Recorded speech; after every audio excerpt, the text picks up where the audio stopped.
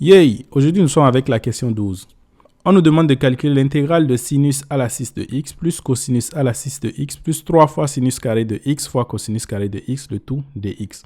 La première des choses que je peux remarquer ici, c'est que j'ai sinus au carré, cosinus au carré. Ici, j'ai un sinus au carré parce que je peux mettre ça au carré et avec cosinus au carré également. Donc, je vais réécrire en fait mon expression. J'aurai sinus à la 2 de x, le tout à la 3, plus cosinus au carré de x, le tout à la puissance 3, plus 3 fois sinus au carré de x fois cosinus au carré de x.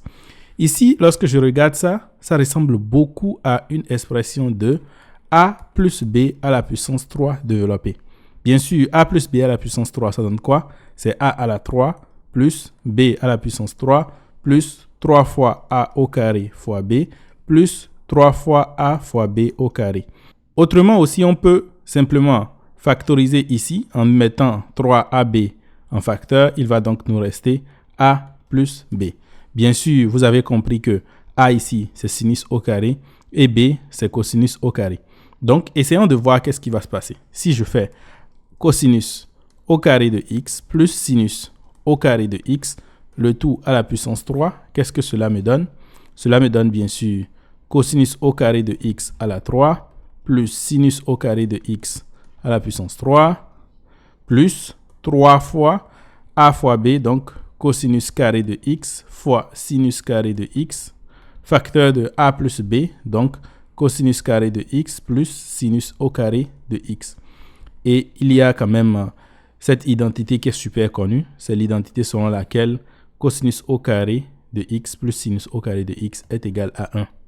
Bien sûr, j'ai la même chose ici aussi. Donc, cela veut dire simplement que j'aurai 1 qui sera égal à quoi? Cosinus à la 6 de x plus sinus à la puissance 6 de x plus 3 fois cosinus au carré de x fois sinus au carré de x. Est-ce que vous avez vu? C'est ceci qui est notre intégrande. Donc, finalement, on me demande simplement de calculer si mon intégrale, je l'avais appelé i ici, c'est juste de calculer i qui est l'intégrale de 1 dx qui va nous donner donc x plus une constante. Pour demain, nous allons voir la question 13 qui demande de calculer l'intégrale de x plus e plus 1 multiplié par x à la puissance e multiplié par e à la puissance x dx. Sur ce, ciao!